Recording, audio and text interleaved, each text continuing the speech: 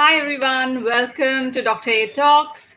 Today on Dr. A Talks, I have India's most popular author, columnist, social and political commentator, Shobha Dee.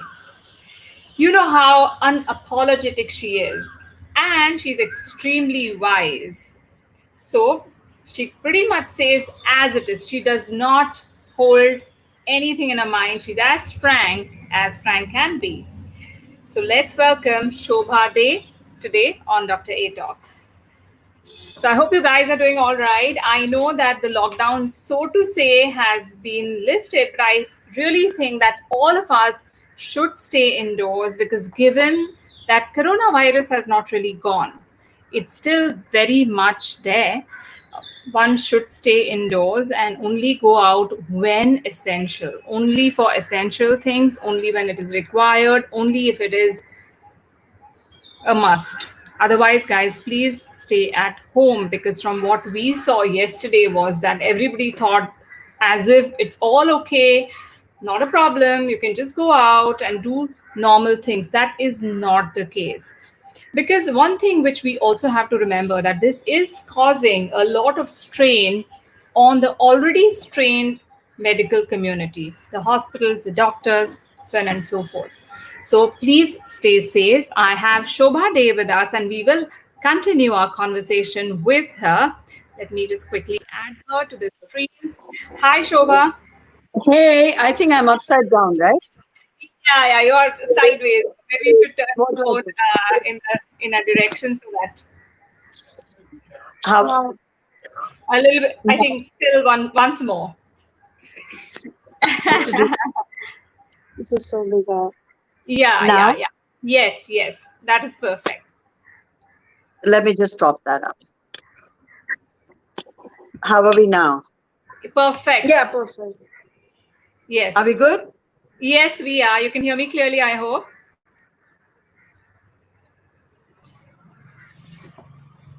Can you hear me, Shobha?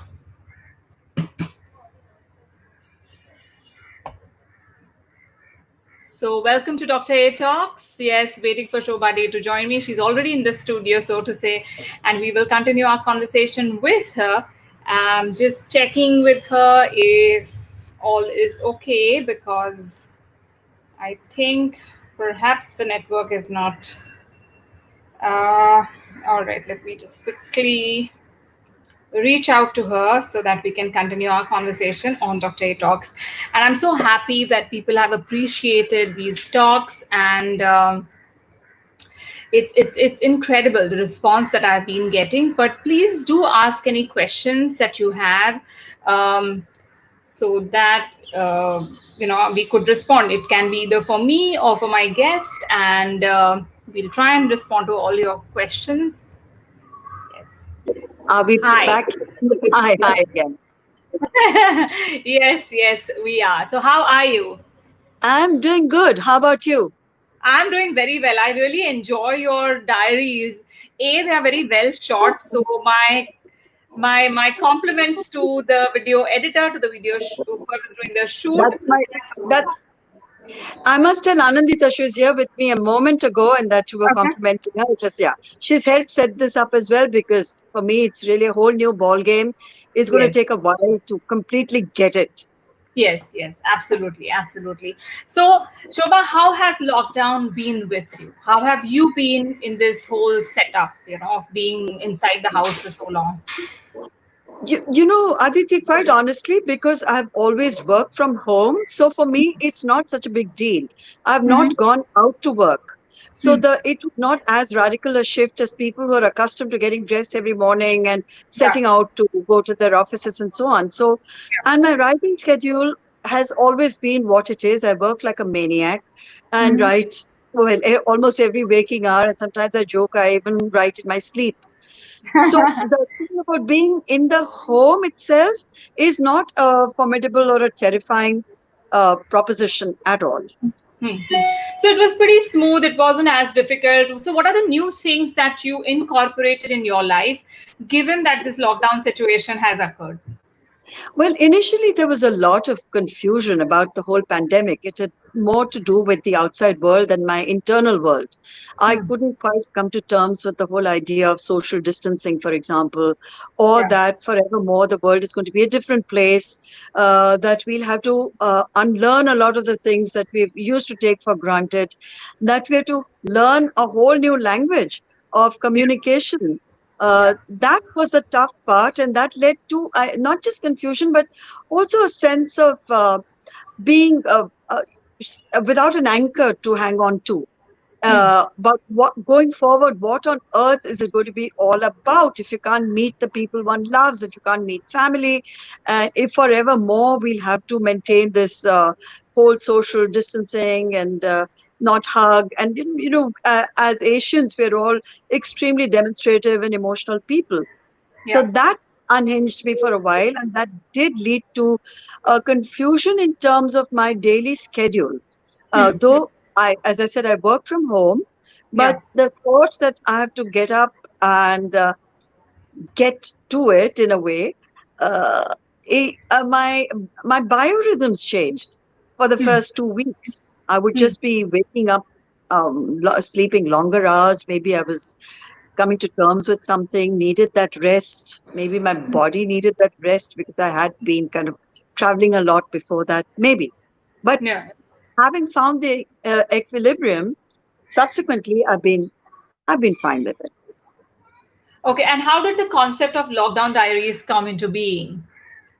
Well, it just came. It was really quite happened quite on a whim because it was in the very early time of the lockdown.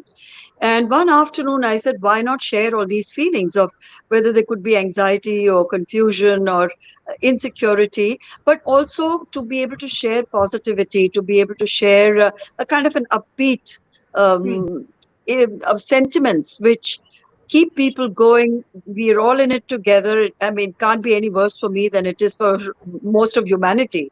So, Yeah. what is it that we hang on to in our daily lives since we Hmm. cannot go out? And there's very Hmm. little external stimuli.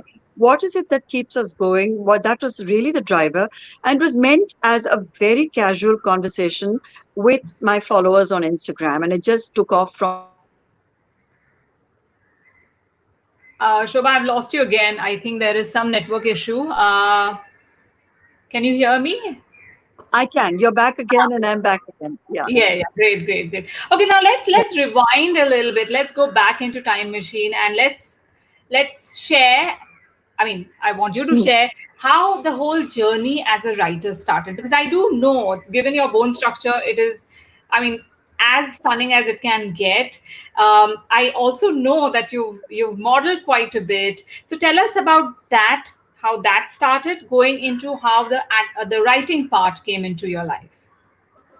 Well, for me, modeling, which was a long, long time ago, you have to remember, Aditi, it was more than 50 years ago. It's wonderful that people still associate that with me, maybe because I did a lot of very iconic campaigns at the time. Yeah, yeah. It was something I did because it came easily. I mean, the opportunities were just handed over on a platter. As it goes sometimes in movie scripts, I was spotted, and I didn't have to really look back after that. Hmm. And I was young, and it was my way of also being independent financially. I Yeah. was still just about finished college. I was staying with my parents, and the idea of earning my own pocket money was extremely powerful, motivating Right. force at the time. So Hmm. I completely and totally enjoyed those 4, 5, 6 years. I did a lot of you know the campaigns like Bombay Dyeing and Ponds and Shikakai, and a lot of them, I don't even remember half of them, the Air India calendar. And all of it was an experience in understanding yourself and Hmm. understanding how to negotiate with the rest of the world. Hmm. And it was also a time when we did shoots across India. It was a way to see India Yeah. and be a part of a team to get to know other models of that generation. For example, Zeenat Aman and I did a lot of campaigns together. So Hmm. there were moments of during that period which continued to be important in my life, in just in terms of personal growth and exposure. Hmm. Hmm. And was there any opposition given that you came from a very typical? I'm not sure whether it was conservative or not, but given it was a Maharashtrian family, it typically goes Yes. with the adjective of being conservative in that sense. So, did you face any opposition from your mother or your father or any relatives? Oh, a lot of it, because it was something that was unthinkable, coming from a middle class Maharashtrian bureaucratic family.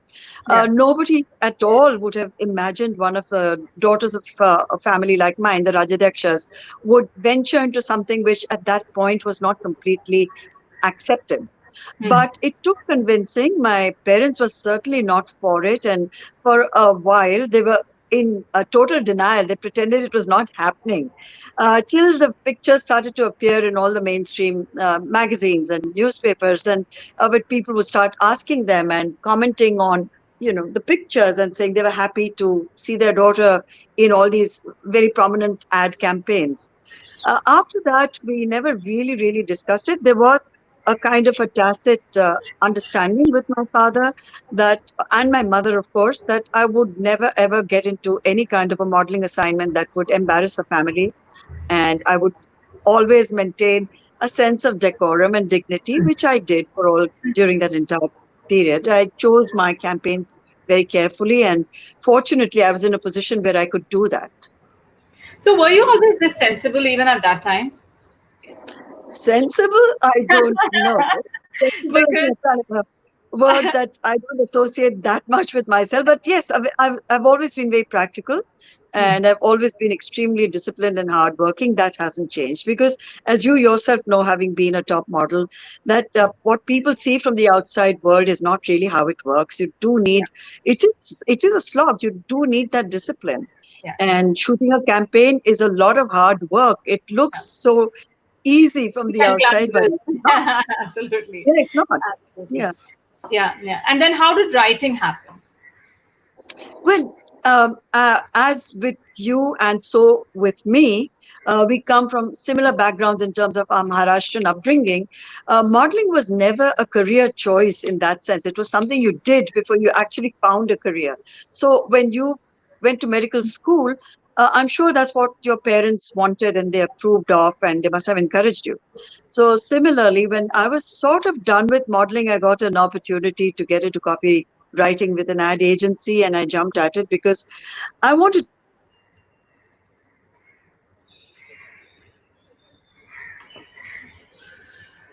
something different. Okay, I think again there is some network issue. We'll just wait for her to rejoin us. In the meanwhile, hi Carl, hi Mr. Abdul, Sankesh, good evening. Thank you very much. Somebody asked me the topic of Dr. A Talks. So I don't really choose a particular topic. I just go with who my guest is.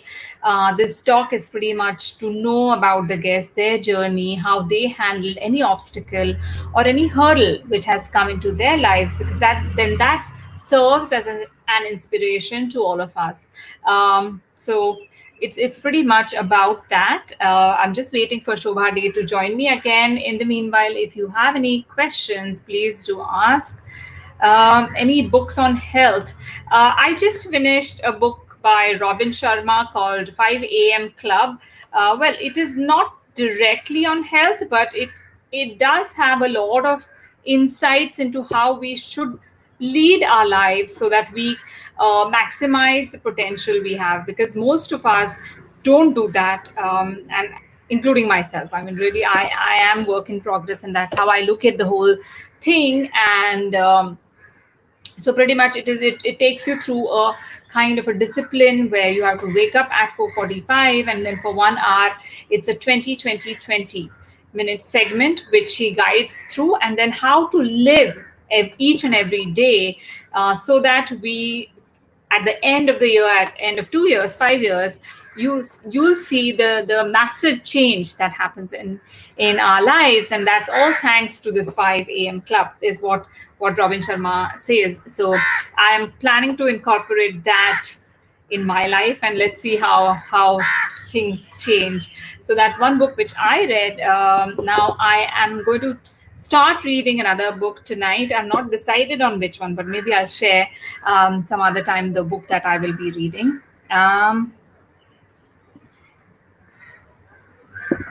All right, so let me just check on Shobha again so that we can connect and we can continue our conversation.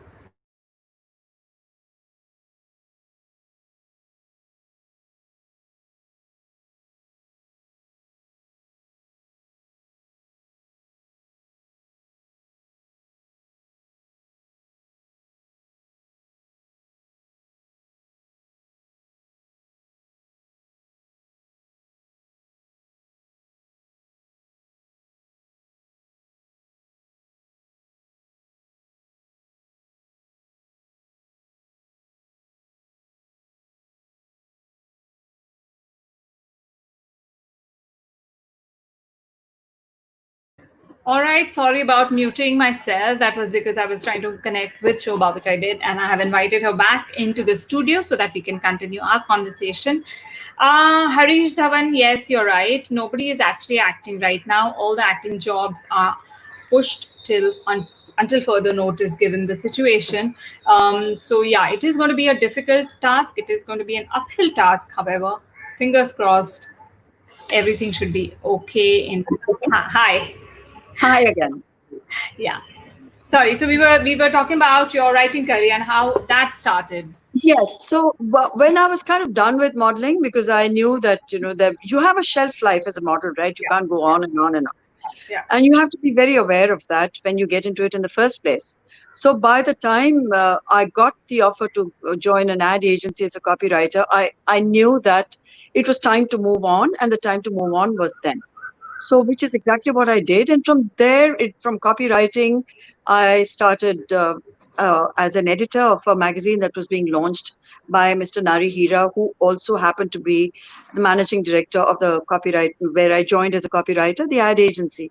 So could already tell that writing was something that came naturally to me, and I was good at it, and gave me the chance to start working in magazine journalism. And then, of course, that's how it all started with Stardust.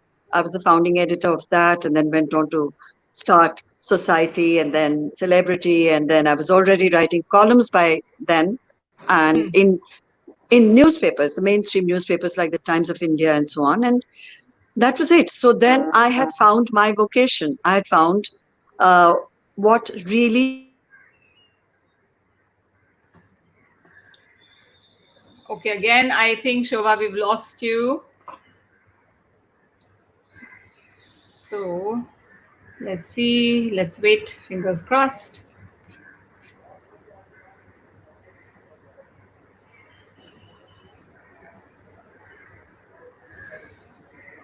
Yes, Sanjay Sharma, Freakonomics is supposed to be a very good book. I haven't read it, however, it is on my list, so someday I will definitely read that book. Yes, I have signed up for OTT platform, and the contract says that the minute the lockdown is lifted, 50 days after that, 15 days after that is when we start shooting. So fingers crossed. Um, so that is one acting assignment that is due. Of course, many of my events which I was supposed to do are pushed indefinitely. So let's see when that opens up, and I will continue with that. However, I have started a lot of workshops for corporates. I'm also working with the transgender community with SR Foundation. So I've joined them as an advisor, and we are doing a lot of work with the transgender community, which is highly marginalized, extremely vulnerable. So, and I think Shobha. Yes, yes, yeah, okay, cool. yeah, yeah. So yeah, so that was basically it. So once I had found writing and writing had found me, there was no question of looking beyond writing. So everything has been a Was it an natural easy progression. transition? Was it an easy transition from modeling to writing, or was there a time when you were at crossroads thinking if I should do this or that? No, there was no question in my mind whatsoever, because as it must have happened also with you, modeling does give you incredible opportunities and exposure to many different fields that and avenues that open up for you, like movies, for example. But Yeah. I was very sure about that they were simply not a career option for me. It did not attract me, that life, or Hmm. none of it attracted me. So when writing was something that I felt I was so completely comfortable in that space. The question of looking beyond that space didn't arise. Okay, now one question is that how are you not afraid? I mean, the writings that one reads and your opinions, and it's like, is there no, like, you don't get scared that or afraid of whatever you write, and you're so unapologetic about what you write? How can anyone be afraid of the truth? I'm not making up things. It's what I feel. It's an opinion I'm putting on the line. I have nothing to be scared of. I lead a life of, I think, a good citizen. I pay my taxes. I don't have skeletons rattling about in my cupboard. And I believe it's every opinion maker or columnist um, absolute commitment to what they do, to their profession, and to their readers to be able to express an opinion, especially in a democracy, without fear. So the minute we start feeling afraid, we are already, we are already compromising our ethics and our Yeah. principles and our values. And I would never do that. I'd rather opt out than compromise any of it. I do hope that everybody who's listening in takes this message home, and we have many more bold and frank writers. Because if you read today's articles in journals and newspapers, it's pretty much sugar coated. It's not the hard facts which are mentioned. And that's why I wanted to ask you this question. And what you said is absolutely 100% correct. And thank you for sharing that. Any new novels in the pipeline? Well, I have, since you're asking, I launched something called Lockdown Liaisons, which was 2 weeks ago, and it's a completely new platform. It's an ebook, but my publishers and I, Simon and Schuster, which is an international top publishing house, we decided to be experimental with this book and not wait till the lockdown lifts because what I was saying through those short stories was so immediate and needed to be communicated while it was all happening, while we were in the midst of a lockdown, and the pandemic is still raging. God knows when we'll be able to actually come out of it, the whole world.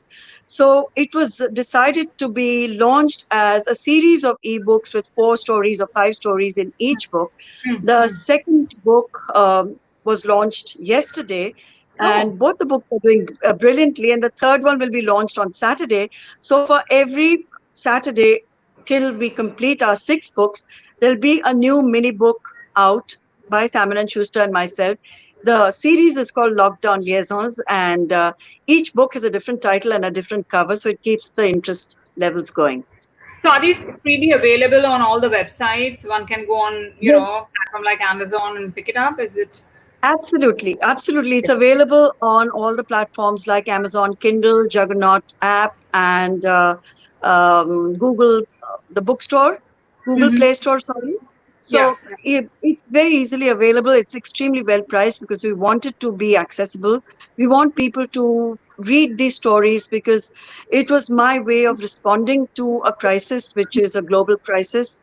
And different people, different creative people found different ways to express themselves. And as a writer, it was a moment I didn't want to let pass without chronicling it in my own way. And before that, I'd just completed, as you mentioned, the Lockdown Chronicles, which are the Insta posts, which are every single day for 60 days. And you did compliment my daughter and said she did a good job. And at the end of 60 days, I knew, it was time to say bye to Lockdown Chronicles and do Lockdown Liaisons, which already I was already in the middle of writing. Right. Now, coming to your, beauty, we have all admired the way you carry yourself, the gorgeous skin. And I remember once, I think it was one of the earlier days when I used to go to Bangalore to do shows with Prasad Bidappa. And I was chatting Yes. with him, and he had told me that you should look how Shobha Dee carries herself. You should learn from her. If you ever get a chance, ask her what she does to her skin, that it looks so gorgeous. So please share with us Oh, beauty secrets that you've been following. So, yes. yeah. It's a kind of a lifelong routine that I started when I was 16, 17, 18, and I've stuck to that. It's very simple. I'm a great fan of kitchen cosmetics. So, whatever is in season at that moment and in the refrigerator, it could be papaya, it could be any kind of a fruit that works for my skin, which is dry. But more than anything else, the routine I've stuck to is a pinch of fresh cream from Malai, and with a squeeze of lemon, limbu, and a bit of turmeric because it's an antiseptic, and honey if it works for your skin.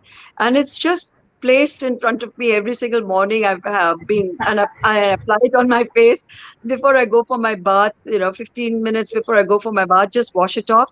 I do not use soap on my face. I haven't used it in God knows maybe 30 or 40 years. Wow. And I use just very simple products because it's a dry skin. I use a moisturizer. It doesn't vary. I use the oil of Olay beauty fluid, and whether it's nighttime, evening, afternoon, when my skin says I'm feeling dry, I just slather on Pond's cold cream. I swear by it. I have jars of Pond's cold cream all over the house when I'm writing, next to my bed. It's in my handbag, and it's worked for me. I mean, I wouldn't recommend it to everybody. It depends, of course, on your skin type. But Yeah. basically, that is the only kind of skincare routine that I have adhered to. And how do you de-stress? Because that plays a very big role in anti-aging, as they say, amongst Yeah. other things as well. Of course, stress has a lot of. It also converts into a lot of physical diseases. So we won't go into that. But how Yeah. do you look after the stress component in the life in your life? Stress is something that there's no escape. You cannot. I have yet to find a person who says I have no stress at all. Yeah. Even the most evolved people, the most spiritually evolved people, I doubt it. Even if they tell me that they lead a completely stress-free life, I Hmm. would question that. Stress is a part of our being. It's part of Yeah. human nature. Yeah. Every day creates its own set of conflicts, big and small, and Yeah. you absorb all of that in a way that's manageable for yourself. Now, some people have a high threshold stress levels threshold. Some people have a lower one. Yeah. I think mine is pretty high. I don't get completely out of control unless the provocation is extreme. And but I recognize the signs of stress very quickly, and I try and address it in the best way possible without falling into the trap which a lot of people, perhaps my generation, imagined that, oh, if you're feeling stressed out, all you have to do is, drink a bottle of wine and it'll all go away. It, in fact, exaggerates it because, it makes you feel much more emotional. Yeah. Um After a certain point, a glass of wine can be relaxing. 3 or 4 glasses of wine can be something that really adds to your stress levels. I do the kind of yoga that I learned at school, but that's not Hmm. necessarily for stress. I stretch because I like stretching, Hmm. but it's more out of a kind of a sense of routine that I've always had as a part of my everyday, mornings, pre-bath, post-bath. Whenever I find 20 minutes, I try and stretch. So, where stress is concerned, do you think you have developed in a way where you've learned that okay, this is how I'm going to deal with stress, or were you did you have it inherently in you to have this capacity to know that okay, I'm feeling the signs of stress now. Let me look at it and get rid of it by taking action. I am not that.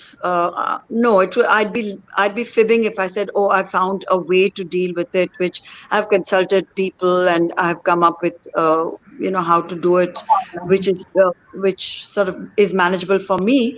I do completely flip out, and I can get so out of control for something so stupid, which I know is brought on by something else, which is much bigger, which maybe I'm not.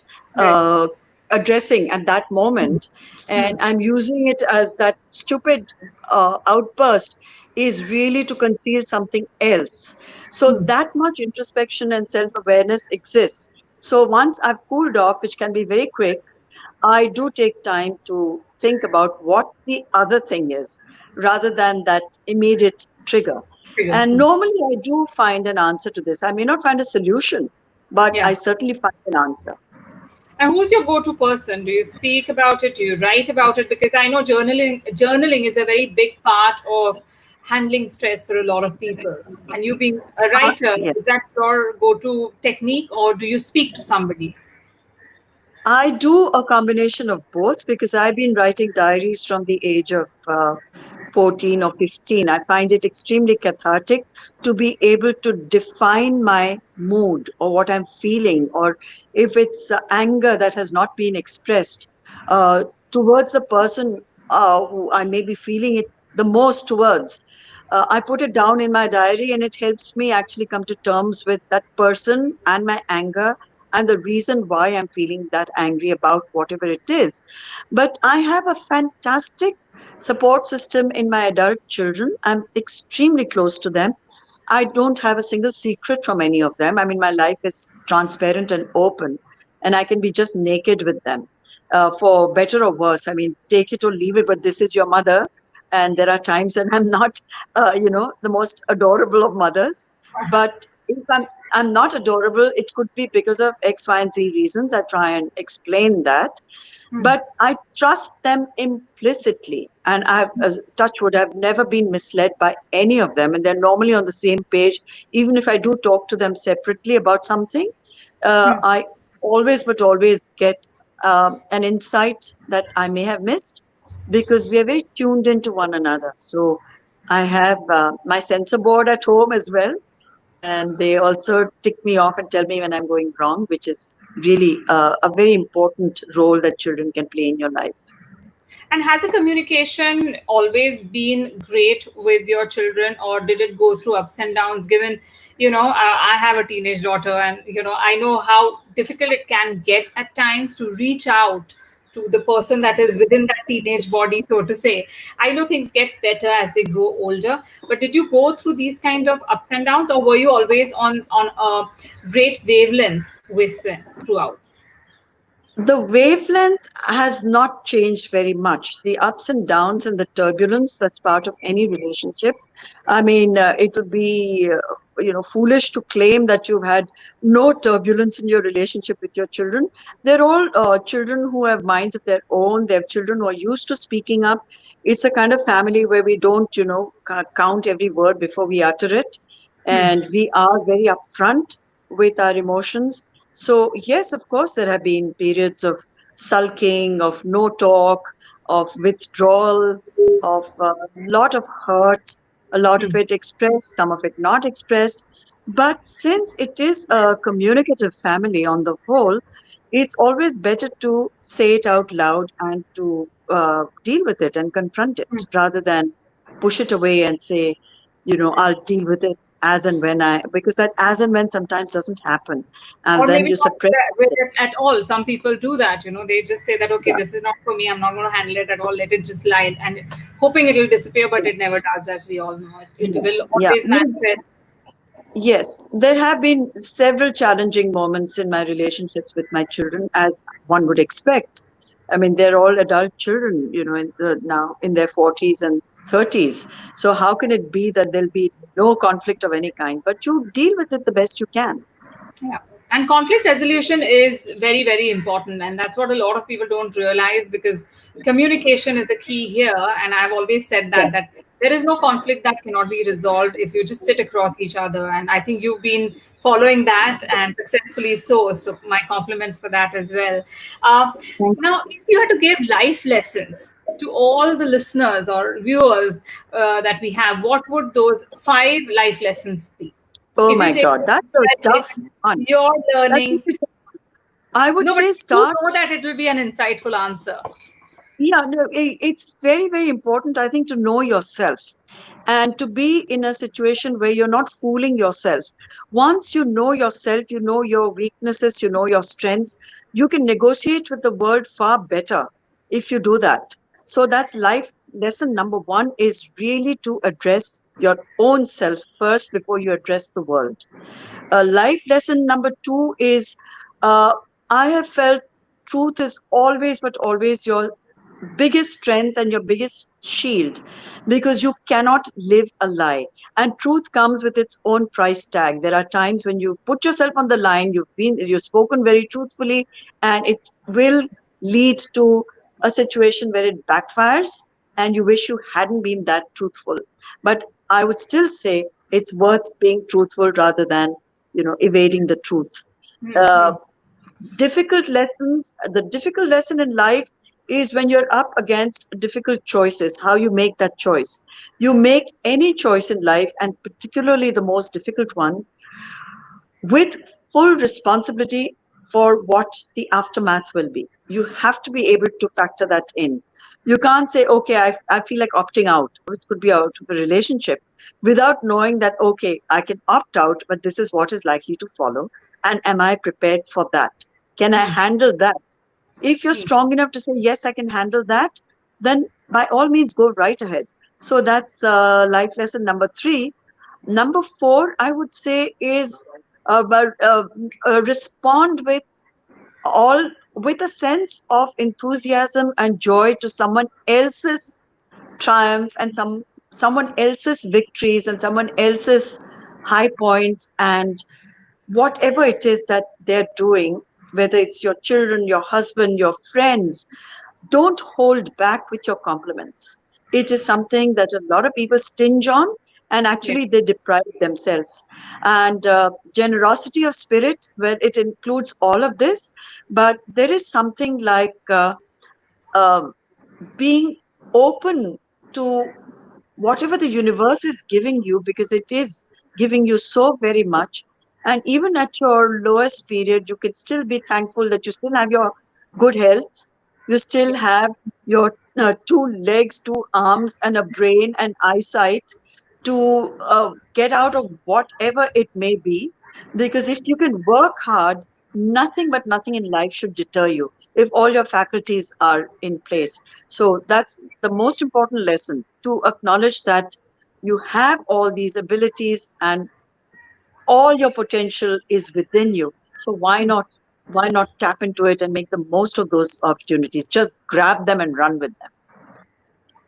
Yes, that's great insight. And now that we're coming to the end of our conversation, what is that one message for the lockdown situation that people should follow? Because I felt very strongly about, the whole thing that, okay, lockdown is semi kind of over, but it's not like COVID has gone. It's still there. So we Yes, still have to stay yes, indoors. But if you saw the pictures and the videos of yesterday, people were sure. just out there Yes, celebrating.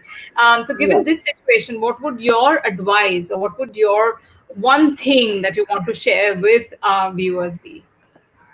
But about yesterday's clips on Marine Drive and at other places, it was kind of a mass catharsis. And it was just such a sense of relief to be out there and imagining you're free.